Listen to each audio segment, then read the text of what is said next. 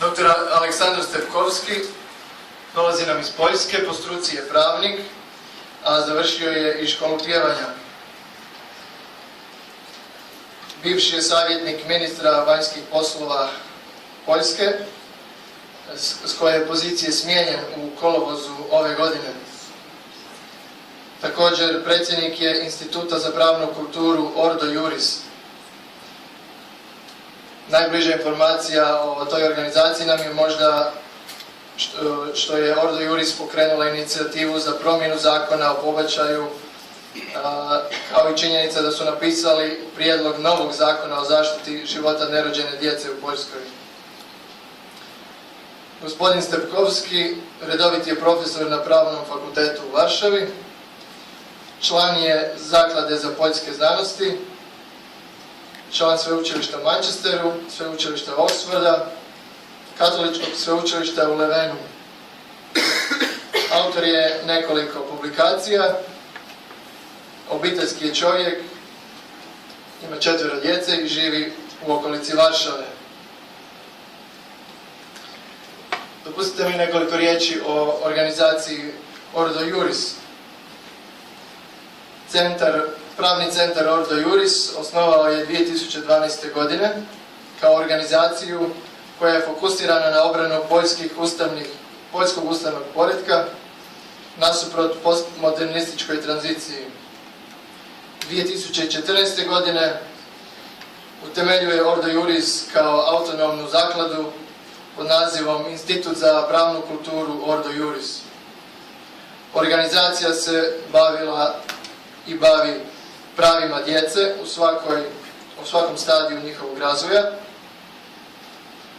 identitetom braka, autonomijom obitelji i prava roditelja, kao i slobodom vjeroispovijesti i savjesti. Unatrag 2 godine Ordo Iuris, Institut za pravnu kulturu, postao je vodeća pravna organizacija u Poljskoj, nasuprot dobro etabliranim organizacijama koje promiču radikalne društvene agende, narušavajući naravni društveni poredak. Ordo Iuris ima 17 zaposlenih osoba, ima svoj ured u Briselu gdje lobira pri europarlamentarcima. Također brinu se i o mlađim naraštajima, te pružaju podršku i priliku za edukaciju u vezi obrane istine, ljudskog dostojanstva i čovjekovog, dakle ljudskog identiteta.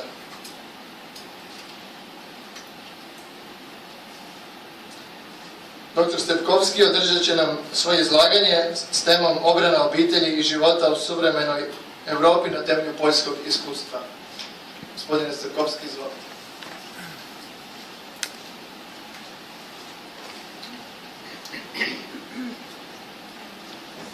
Dobry wieczór. Good evening. Thank you very much for this introduction. Please forgive me, I'm not speaking Croatian, but I'm aware that Polish and Croatian is quite similar, and I could understand most of this presentation I have heard. So, defending family and life in contemporary Europe, Polish experience. Ladies and gentlemen, thank you very much for invitation to this prestigious and highly important conference, which I appreciate very much. Talking today about necessary defense of life and family, especially if we talk about it in the context of contemporary culture processes, we have to realize what we are fighting for.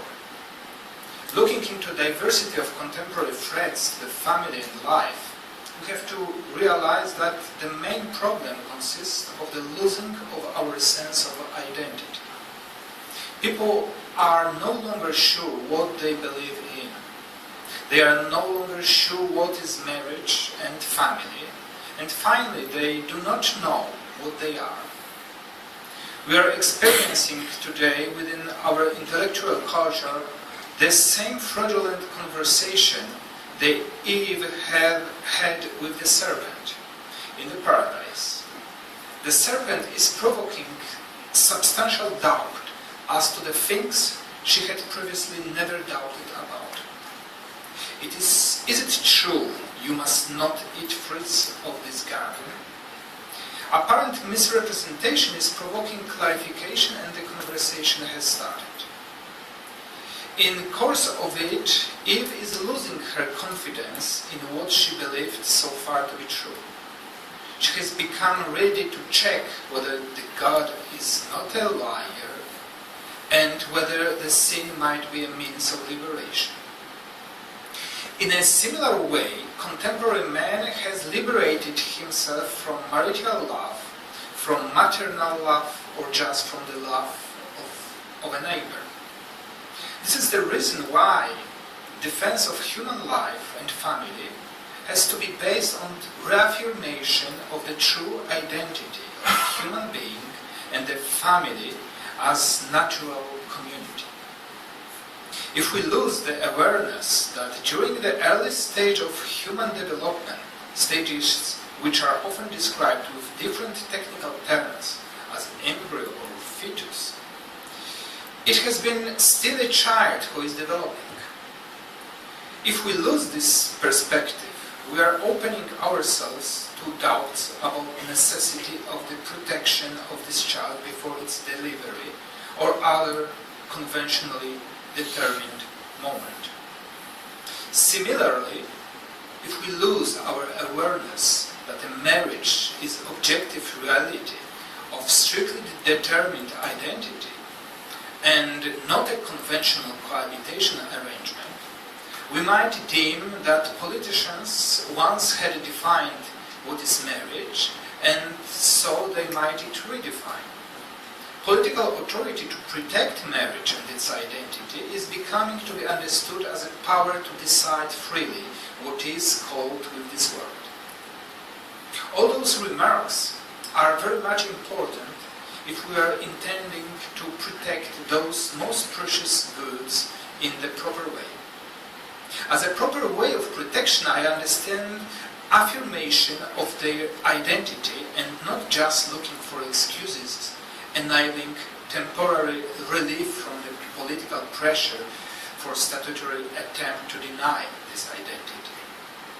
We have to realize that the best argument in defending fundamental goods consists not of a spectacular rhetoric, tricks, but of exposure of the true, so that its splendor illuminates minds of contemporary men. This, however, requires us to realize why we defend the innocent human life or family based on the true marriage. Unfortunately, often it appears that our strong convictions are not fully supported with intellectual awareness of its reasons. This intellectual approach must lead our efforts in defense of the contemporary human oikos, including our strategy and language with which we describe the world. This culture was also, from the very beginning, leading idea for Ordo Iuris as an institute for legal culture in its engagement. Therefore, we are not speaking about redefining of marriage, as we are not ready to grant legislature with the power to define it. However, we do speak about statutory denial of the identity of marriage. When protecting marriage, we emphasize that already an institutionalization of concubinage is threatening marriage identity. It is important to realize this, as in some countries, even Catholics believe institutionalization of same-sex concubinage is the best way of protecting marriage as a union of man and woman. Therefore, we are paying lots of attention to removing of all legal regulations which are allowing same-sex relationships to be considered in a similar way to marital union. The same apply to our efforts of protecting children in the prenatal phase of their development. We are strictly avoiding to speak about right to abortion or its restriction. We aim at protecting man during his or her entire life, including the period when he or she is particularly vulnerable and deserves special care. A proper agreed language is provided here by the UN Declaration of the Rights of the Child, which was upheld by the UN Convention of the Rights of the Child of 1989. This convention expressly saying that the child, by reason of his physical and mental immaturity, needs special safeguards and care, including appropriate legal protection before as well as after the birth. The Constitution of Poland grants the legal protection of life to everyone and requires that everyone be treated on equal footing. In 1997, the Polish Constitutional Court found beyond any doubt that since its very onset, human life becomes a constitutionally protected value also at its prenatal stage. End quote. This decision allows us to assert that all the abortion premises which are now still existing in Polish law are unconstitutional, even though the Constitutional Court had no opportunity so far to say so. This approach was taken consistently in Poland within the recent Abortion Stop civic initiative, supported by almost 500,000 of Polish citizens. This civic bill was aimed at removing still existing unconstitutional premises, allowing for the killing of innocent children at the early stage of their development. The initiative, which was supported by the vast majority of parliamentarians during the first reading procedure, was then rejected after the ruling Law and Justice Party has been frightened with violent feminist demonstrations. It is shameful true that the ruling in Poland political party is much more worrying about people who are not supporting them than about people who do support them. A representative social survey as performed 5 months ago showed that more than 58% of its respondents supported proposals to introduce a complete protection of children in the early stage of their life by means of banning abortion while providing for full protection of potentially threatened mother's life or health. Moreover, it was supported by nearly 80% of respondents aged 18-24. It is to be emphasized that the Stop Abortion Citizens Initiative was intended to protect both children and women. In times of widespread renouncement of the death penalty, even for the most serious crimes, millions of completely innocent children are becoming killed all over the world in accordance with statutory provisions. The United Nations indicate that the world population is already now affected by the shortage of 200 million girls who have fallen victims of sex-selective abortion or infanticide. Most of all, a wider use of abortion causes the death of girls not only in Asia or in Africa, but also in Europe and in the United States.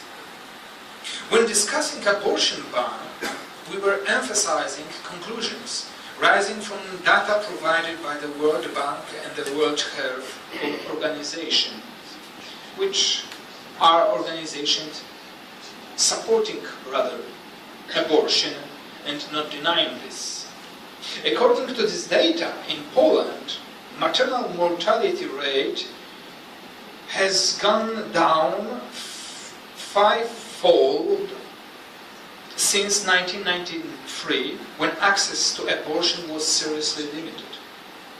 In effect, maternal mortality in Poland is twice lower than in Germany, 3 times lower than in England, and nearly 5 times lower than in the United States.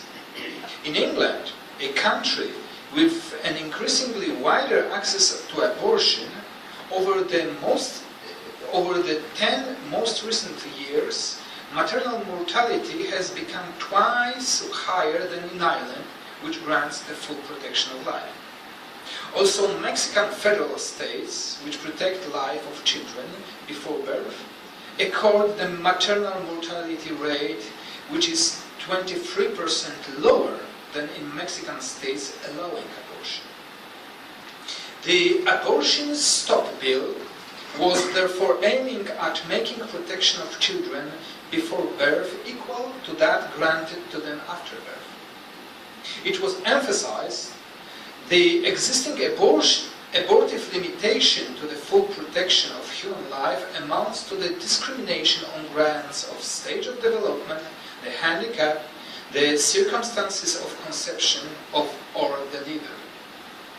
First of all, in order to restore the full legal protection of the life of the conceived children, the bill intended transformation of the circumstances still allowing for an abortive homicide into the grants for providing the family concerned with state financial assistance and care.